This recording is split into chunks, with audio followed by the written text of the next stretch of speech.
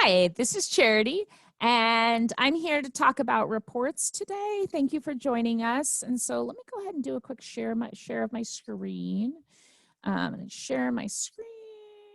There we go. Perfect. Okay, so here I am logged in as a teacher, and move this up here. Here I am logged in as a teacher. So I've assigned, activities, hopefully started with the first tutorial and then, maybe needed the second or the third and sent those out to my students. And then let's say I moved on to forces in motion once I felt like my students were ready for that, shared the shareable link with my students so that they could access the activity. And then the students, here, let me just show you really quickly. They grab that, and then over here in a student's interface, this is what that looks like to the student. So the student can start an activity, and I'll just show you what that introduction looks like. And mama's on a webinar. Go to daddy, please. Daddy's not on a call. Close my door, please. Thank you. And then you have your option of whether you want to do these pre-tests or post-tests, whatever. And then all of that. And then, okay, so then a student is done. They can see their progress, see how they see it. And then they can see their work, and they can upload this to your LMS and mark it as done once they've actually finished. So that's what it looks like from the student side. Let's hop over here. Let's go back over here. We want to see what this is going to look like in reports. That's what we're talking about today, is reports. So I want to hop over to this. Here we go. So when you hop into reports, you can see a history of all of the assignments. You can see these really helpful rubrics, other documents to help you with your reports.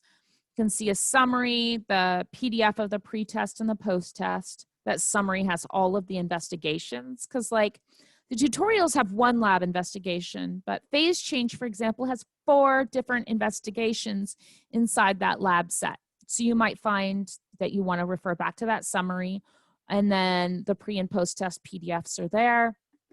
And then we view all of our assignments in the class right here. So I prefer to look from starting down to the end of the year. So, all right. So this is pretty typical. Like if you help your students a lot through the first tutorial, those scores will be artificially high, but then you'll really see where they were struggling. And then hop into phase change, right? If you don't help them as much, it's going to be a little bit harder for them. You can see their scores. And then free falls, a little bit tough, so you might see a little bit drop in their scores. And then we tend to see huge growth in students between their 4th and their 6th lab. When I say lab, realize I mean lots of investigations in each one. So the tutorial is just one investigation. But in phase change, they've actually done 4 different investigations. Free fall, they did 3 different investigations. Forces in motion is 3. Diversity of traits is 3. Lunar phases is 3 or 4, I can't remember. And then ramps is 3. So they've done a lot of investigations. Because they're online and they're virtual, they should be able to do each individual investigation in about 15 to 20 minutes. But when you're assigning that set over the course of your unit, you can get them a lot of practice and a lot of individual practice that transfers to their hands-on skills. So, and this is pretty consistent with what we see. By 7th or 8th lab, they're pretty darn proficient. Let's hop into free fall. So we can see for hypothesis, for collecting data, or hypothesis or question formation, collecting data, analyzing data, and explaining findings. Let's go ahead and open up Julian, because he's really struggling in specific areas. So we could see as a teacher, like this is really helpful at the beginning of the year to see where our students are doing well and where they're struggling. So this is the scoring of the students' claim, evidence, reasoning, writing. Really important that our students understand that not only will be able to see their writing, but it will be scored for them in the system. We found that 25% of our students fall into this category. They don't really understand the science, but boy, can they write about it. And so right away, you don't know your students very well, but you can identify that your students are doing very, very well when this specific student, about 25% of your students will fall into this category of being really amazing writers. Another 25%, you'll see the opposite. You will see that they really understand the science. I guess this is maybe a good example. Really understand the science, but they can't write about it very well at all. So we found that if you're using writing alone, you're you're making false assumptions about concerning about 50% of your students, because about 25% of them are amazing writers and they don't understand the science, and about 25% of them are amazing scientists and they can't write.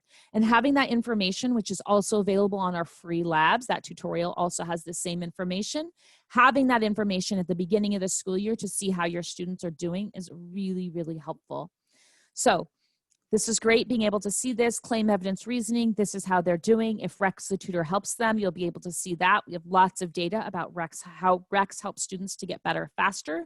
And you can see this intricate data, whether you need this data for student growth goals or whether you need this data to really hone in on what skills you need to help students with. You can see that. And then if it comes to at the end of the, at progress report time or end of the year, you need to sit down and discuss progress. This is really great to be able to discuss this progress. At Inq-ITS, we do have those multiple choice, and we know that they're really good for students to have practice.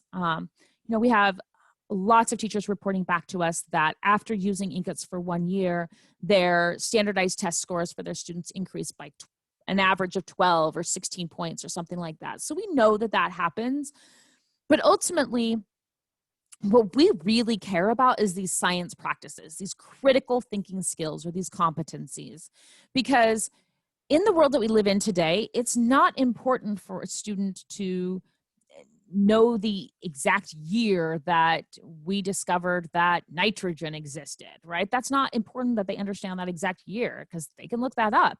What is important for students to understand is how to construct a claim, right? We need students who can understand and can, with practice, they need practice.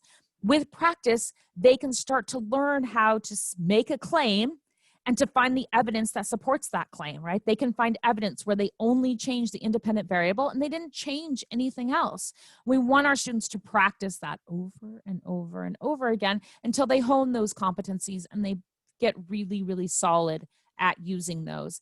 And we know from our data that that transfers to other domains. So once they've really honed these skills, they can transfer from physical science to life science and to earth science, and those competencies stick with them once they're proficient. They might have a little bit of a slide if they do a really tough topic, but for the most part, our research shows that those competencies stick with them. So this is really, really helpful for reports to be able to see by assignment, by class, and then to see that individual student progress. So did anyone have, I know I unmuted you before I started. Did anybody have any questions specifically about reports? Otherwise, I'll just say bye and let you have your day and tell you thank you for tuning in. Did you have any questions? Nope. Oh, okay, perfect. Wonderful. Well, I hope you have a wonderful day. Thank you so much for tuning in. And here, I'll stop sharing and I'll say goodbye. Thank you so much for tuning in. Have a great day. You too.